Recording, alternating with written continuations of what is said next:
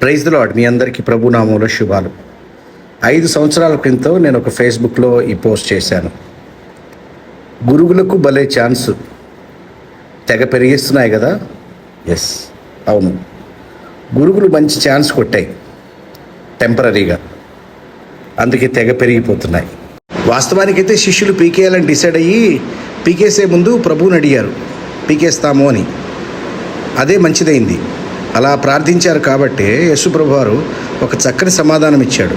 వద్దు, గురుగుల్ని పెరుగుతూ ఉండగా వాటితో కూడా ఒకవేళ గోధుమలను పెళ్ళగింతురు.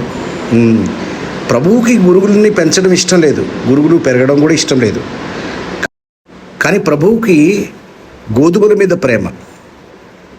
99 గురుగులను పీకుతూ ఉండగా పొరపాటున ఒక గోధుమ, వాటి ధాటికి ఒక గోధుమను నష్టపోవడం దేవునికి ఇష్టం లేదు. అందుకే పీకొద్దన్నాడు.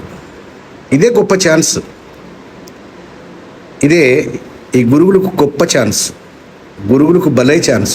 తెగ పెరిగేస్తున్నాయి, వృద్ధి చెందుతున్నాయి. గోధుమలతో పోటీగా గురుగులు పెరుగుతున్నాయి. కొన్ని సందర్భాల్లో గోధుమల కంటే ఎక్కువ గురుగులే పెరుగుతున్నాయి. మంచి శిష్యులు వాటిని పీకేయడానికి ట్రై చేస్తూ ఉంటారు. కానీ ఎవరైతే ప్రార్థన చేస్తారో, ప్రభువా పీకమంటావా, తిట్టమంటావా, కౌంటర్ ఇవ్వమంటావా, అతని బతుకు బయట పెట్టమంటావా అంటే, అతని బతుకు బయట పెట్టేటప్పుడు అది చూసి కొందరు గోధుమలుగా అవ్వాల్సిన వాళ్ళు గోధుమలుగా మారరేమో, వారు నశించిపోతారేమో. కొంచెం ఓపిక పట్టండి. ఎక్కడికి పోతాయి? నేను వాటిని తీర్పు తీరుస్తాను కదా.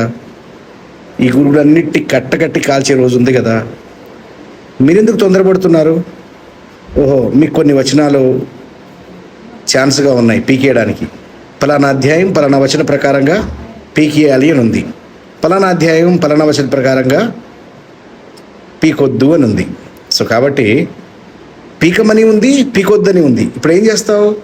పీకుతావా, పెరగకుండా ఉంచుతావా? అది నీ వ్యక్తిత్వాన్ని బట్టి ఉంటుంది, నీ పెరుగుదలను బట్టి ఉంటుంది. ప్రభువు నీకు అర్థమైన దాన్ని బట్టి ఉంటుంది. ప్రభు వాక్యాన్ని నువ్వు చదువుతున్న దాన్ని బట్టి ఉంటుంది. క్రీస్తు ప్రేమతో నువ్వు ఉన్నదాన్ని బట్టి ఉంటుంది. నువ్వు ఒక లీగలిస్టిక్ పర్సన్ అనుకో, తెగ పీకేస్తూ ఉంటావు. కానీ ప్రతిసారి నువ్వు ప్రార్థించేవాడవైతే, మొన్న ఒక అనుభవం వచ్చింది నీకు, ఆ అనుభవం మదిలో పెట్టుకుంటే నువ్వు రోజు పీకుతూనే ఉంటావు. కానీ నువ్వు ప్రార్థనాపరుడు అయితే, ప్రతి విషయంలో దేవుడిని అడిగేవాడవైతే, దేవుడు ఖచ్చితంగా చెప్తాడు, పీకొద్దు, ఒకరోజు నేనే వాటిని కాల్చివేస్తాను. మంచి గోధుమలకు నష్టం కలగకుండా చూసుకోవడం ప్రభు ధ్యేయమై ఉన్నది.